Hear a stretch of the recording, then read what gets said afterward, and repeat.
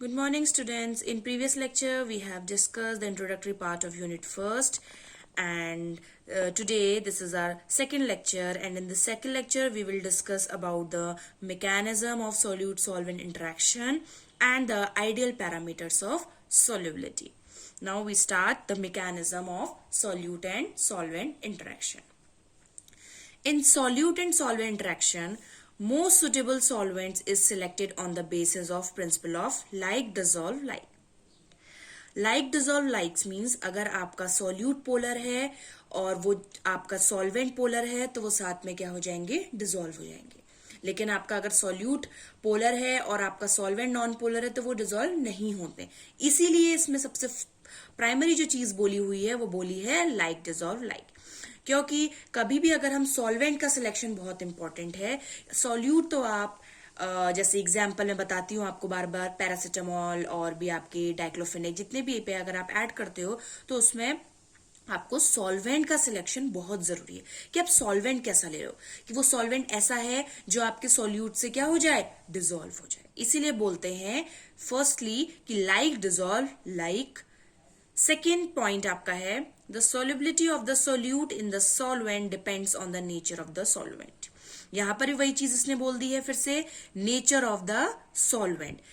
जब भी आप सॉल्युबिलिटी चेक करना चाह रहे हो किसी भी सॉल्यूट पार्ट की, तो आपको क्या करना है, उसमें नेचर देखना है सॉल्वेंट का, वेदर इट इज पोलर और non polar. The solubility depends on the chemical and structural properties that cause the mutual interaction between solute and solvent. The solubility of drug is due to the polarity of the solvent. When solute get dissolved in the solvent. अब जो आपके starting के जो मैंने points आपको explain किए हैं, mainly इससे हमें ये चीज पता चल रही है कि जब हम मैकेनिज्म पढ़ेंगे सॉल्यूट सॉल्वेंट का स्टेप बाय स्टेप, तो उससे पहले आपको कुछ मेन पॉइंट्स अपने दिमाग में याद रखने. जैसे लाइक डिजोल्व लाइक, कि आप सॉल्यूट कैसा ले रहे हो और आपने उसमें सॉल्वेंट कैसा ऐड किया. तो सॉल्वेंट का नेचर बहुत ज्यादा इंपॉर्टेंट होता है जब आप सॉल्यूट और सॉल्वेंट की सॉल्युबिलिटी चेक कर रहे हो कि आपका सॉल्वेंट क्या है, पोलर है, नॉन पोलर है. नेक्स्ट उसने ये चीज भी बोली है कि डिपेंड आपका मेनली केमिकल और स्ट्रक्चरल प्रॉपर्टीज में भी कर रहा है कि सॉल्यूट और सॉल्वेंट को जो आप मिक्स कर रहे हो उनका इंटरेक्शन कैसा है. उसने नेक्स्ट में ये चीज बोल दी कि पोलैरिटी की बात बोली कि अब पोलैरिटी कैसे, पोलैरिटी में क्या होगा कि आपका हम वाटर को पता है कि हम जब भी शुगर लेते हैं, सॉल्ट लेते हैं, तो हम उसमें वाटर ऐड करते हैं कि जिससे आपका सॉल्यूट पार्ट शुगर है, सॉल्ट है, वो क्या हो जाए, मिक्स हो जाए. तो उसी में उसने चीज एक्सप्लेन करी है कि अगर आपका पोलर कंपाउंड है तो वो डिजोल्व होगा पोलर में, अगर आपका नॉन पोलर कंपाउंड है वो डिजोल्व होगा नॉन पोलर में. तो आपको सॉल्युबिलिटी में पोलैरिटी का ध्यान रखना है, सॉल्यूट आप कैसा ले रहे हो, सॉल्वेंट कैसा ले रहे हो. लेकिन मेन है आपका सॉल्वेंट का, कि आपने सॉल्वेंट का जो नेचर है वो क्या है, पोलर और non polar. When solute get dissolve in a solvent, तो इसमें तीन मैंने पार्ट्स बनाए हैं, solute solute interaction, solute solvent interaction and solvent solvent interaction. तो दोनों में क्या हुआ है आप देखेंगे कि सॉल्यूट सॉल्वेंट इंटरेक्शन को अगर हम कंपेयर करते हैं सॉल्यूट सॉल्वेंट इंटरेक्शन से, तो ज्यादा कौन सा है, सॉल्यूट सॉल्वेंट इंटरेक्शन. अगर हम सॉल्वेंट सॉल्वेंट इंटरेक्शन की बात करें तो भी क्या है आपका, सॉल्वेंट सॉल्वेंट इंटरेक्शन जो हो रहा है आपका कम है, ज्यादा क्या है, सॉल्यूट सॉल्वेंट इंटरेक्शन. क्यों, क्योंकि हम मेन फोकस किस में कर रहे हैं यहाँ पे, सॉल्यूट और सॉल्वेंट का इंटरेक्शन कैसा है. तभी हमने सॉल्युबिलिटी एक्सप्रेशन में ये चीज डिस्कस करी हुई थी कि जो आपका सॉल्वेंट के पार्ट्स कितने लग रहे हैं एक सॉल्यूट को डिजोल्व करने के लिए. जब दोनों आप पार्ट्स, एक पार्ट्स या ये 30 पार्ट्स है, मान लो 30 पार्ट्स में एक पार्ट सॉल्यूट को डिसॉल्व करना है, तो सॉल्यूट और सॉल्वेंट का क्या हो रहा है, इंटरेक्शन हो रहा है. तब जाके हमें पता चल रहा है कि हमारा जो सॉल्यूशन है वो सॉल्युबल हो रहा है या सॉल्युबल नहीं हो रहा है.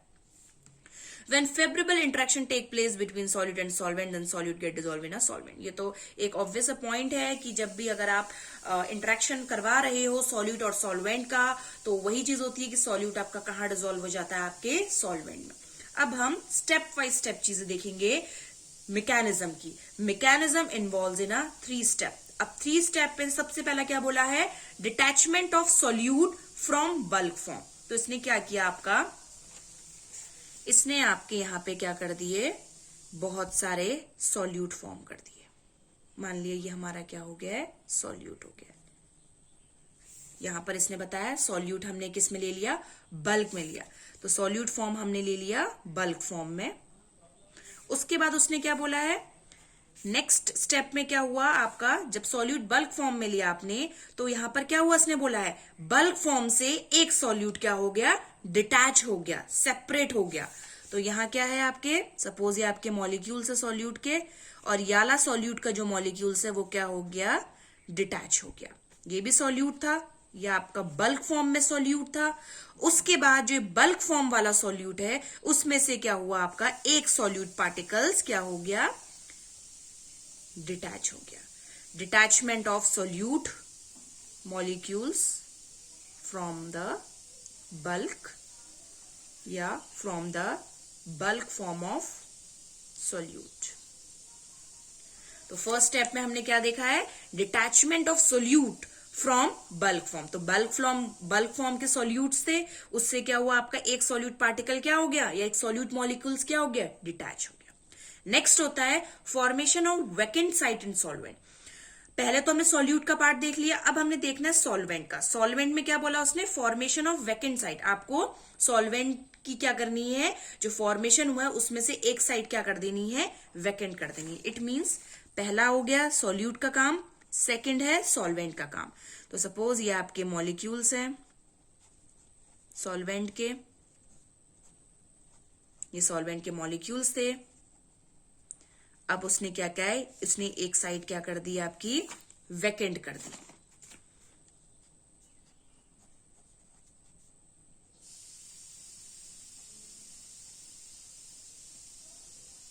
ठीक हो गया। तो यहां क्या हो गया, ये क्या हो गई, साइड क्या हो गई,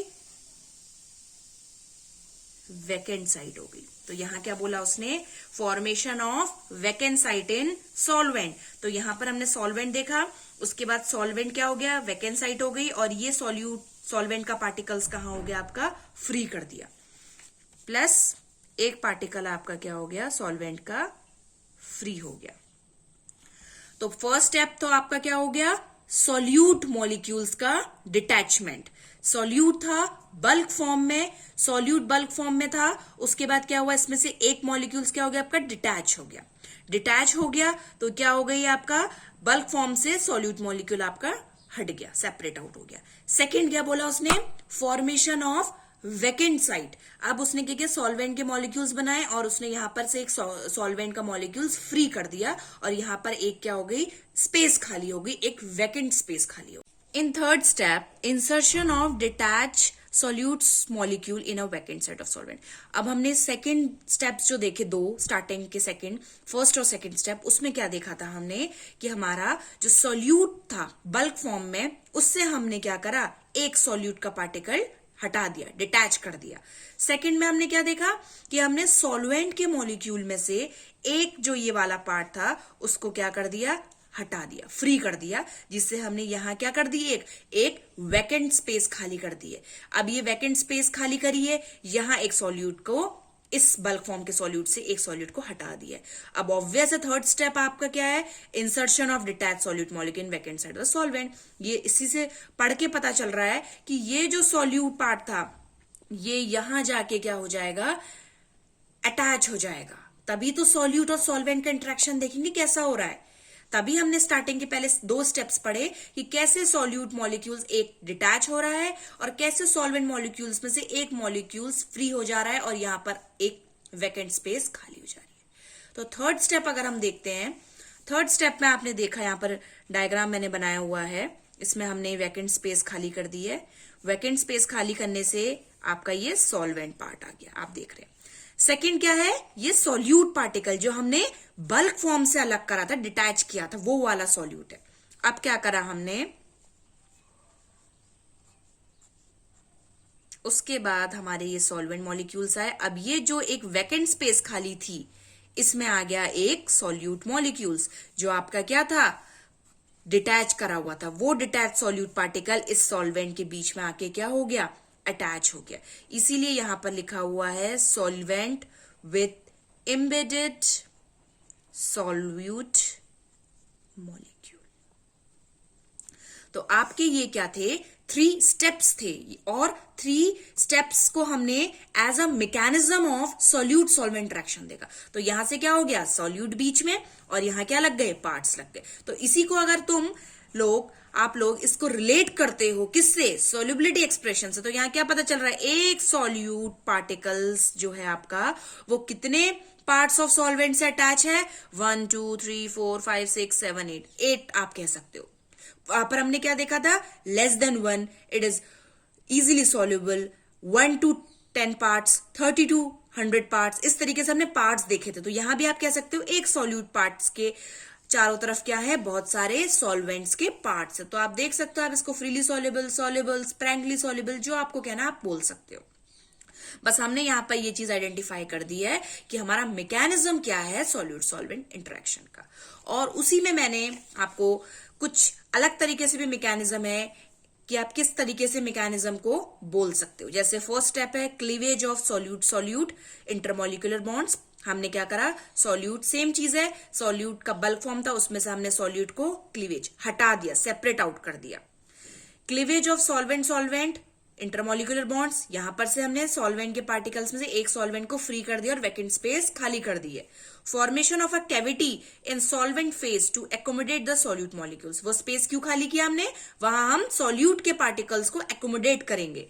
next, movement of solute into the cavity of solvent phase, solute solvent के अंदर आ चुका है और आपका फॉर्मेशन हो चुकी है सॉल्यूट सॉल्वेंट इंटरमोलिकुलर बॉन्ड्स की। जो आपका इंटरेक्शन है वो मेनली किस बॉन्ड्स के थ्रू है, इंटरमोलिकुलर बॉन्ड्स। जितना अच्छा इंटरमोलिकुलर बॉन्ड्स होगा, अब आपको पता है आपने हाइड्रोजन बॉन्डिंग पढ़ ली है केमिस्ट्री में, तो हाइड्रोजन बॉन्डिंग के 2 पार्ट्स होते हैं, एक होता है इंट्रामोलिकुलर बॉन्ड्स, एक होता है इंटरमोलिकुलर बॉन्ड्स। इसमें इंटरमोलिकुलर बॉन्ड्स देख रहे हैं कि जितना अच्छा इंटरमोलिकुलर बॉन्ड्स होगा उतनी अच्छी क्या होगी, आपकी सॉल्युबिलिटी होगी। तो जो सॉल्यूट सॉल्वेंट हम इंटरेक्शन दिखा रहे हैं वो किस बॉन्ड्स पे है, इंटरमोलिकुलर बॉन्ड पे। जितना अच्छा इंटरमोलिकुलर बॉन्ड उतना अच्छा आपका सॉल्युबिलिटी, या जितना अच्छा सॉल्यूट सॉल्वेंट इंटरेक्शन उतनी अच्छी आपकी सॉल्युबिलिटी। अब कुछ यहाँ पार्ट्स हैं, polar solvent, non polar solvent, semi polar solvent. तो पोलर सॉल्वेंट आपको पता है एक्वस, जिसमें water, ethyl alcohol. Polar solvent is used to dissolve the ionic solutes and other polar substance. जितने भी पोलर सब्सटेंस है या जितने भी आयनिक सॉल्यूट्स हैं वो सारे क्या हो रहे हैं, आपके पोलर सॉल्वेंट से डिसॉल्व हो रहे हैं, जिसमें salt and sugar dissolve in a water. तो पोलर सॉल्वेंट्स आपके हैं, तो आपका जो भी सॉल्यूट होगा, ऐसा सॉल्यूट जो किसमें डिसॉल्व हो रहा हो, पोलर सॉल्वेंट में डिसॉल्व हो रहा हो।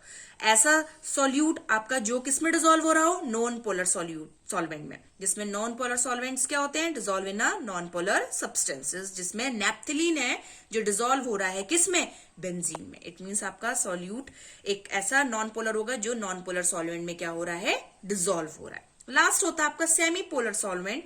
दे can act as a intermediate solvent, बीच का सॉल्वेंट होता है, to induce the miscibility of polar and non polar liquids, जिसमें acetone increases the solubility of ether in water. It means आपने क्या करा, आपने ईथर को पानी में मिक्स कर दिया। अब यहां पर आप क्या डाल रहे हो कि ईथर की पानी में अच्छे से मिक्सिंग हो जाए और अच्छे से, उसमें हम क्या ऐड कर दे रहे हैं, एक इंटरमीडिएट ऐड कर दे रहे हैं, एक सेमी पोलर सॉल्वेंट ऐड कर दे रहे हैं जिसका नाम है एसीटोन। तो acetone is act as a intermediate solvent to increase the miscibility of polar and non polar liquid. ये हो गया आपका पोलर, मान लीजिए ये हो गया आपका नॉन पोलर लिक्विड, और एसीटोन आपका क्या हो गया, इंटरमीडिएट सॉल्वेंट हो गया, जो आपका इन दोनों की मिसिबिलिटी को क्या कर रहा है, साथ में इंक्रीज कर रहा है। एक पॉइंट और आपका बचा है, ideal parameters of the solubility. ये तो आपका मैकेनिज्म था। अब आइडियल पैरामीटर्स ऑफ सॉल्युबिलिटी में क्या है आपका, कुछ नहीं, उसमें आपका एक फॉर्मूला है। This formula is delta H V minus R T upon V1 whole half. ये आपका कुछ पैरामीटर्स हैं किसके, सॉल्युबिलिटी के, जिसमें मैंने यहाँ पे डिफाइन किया हुआ है। Delta H V is the heat of vaporisation, V1 is the molar volume of the liquid, R is the gas constant and T is a temperature. तो ये आपके आइडियल पैरामीटर्स होते हैं सॉल्युबिलिटी के, जिसमें आपके हैं डेल्टा एच वी, V1 और RT। इन चारों का क्या है, इन चारों पैरामीटर्स का क्या है, आपका रोल है किसमें, सॉल्युबिलिटी में। इसीलिए क्या होते हैं, आइडियल पैरामीटर्स ऑफ सॉल्युबिलिटी। एक छोटा सा टॉपिक है आपका कि कौन कौन से सॉल्युबिलिटी के आइडियल पैरामीटर्स होते हैं, तो आपको पता होना चाहिए। जैसे हीट ऑफ वेपराइजेशन होता है H, और आपका T हो गया टेम्परेचर, R हो गया गैस कांस्टेंट और V हो गया आपका molar volume of the liquid. So this topic, mechanism of solute solvent interaction and ideal parameters of solubility, is done. So students, notes of this lecture, mechanism and ideal solubility of parameters, will be available at our description below. If you like our video, please subscribe and like, do share with your classmates, and also press the bell icon for our new videos update. Thank you so much.